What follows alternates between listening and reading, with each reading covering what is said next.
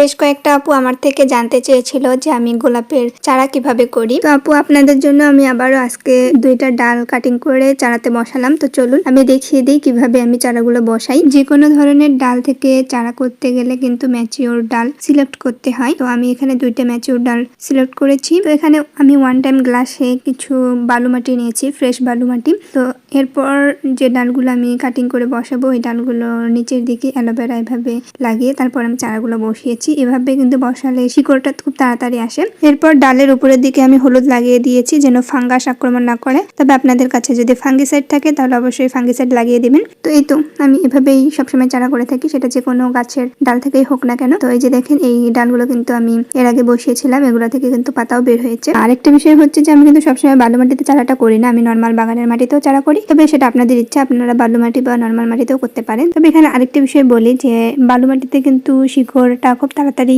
চলে আসে।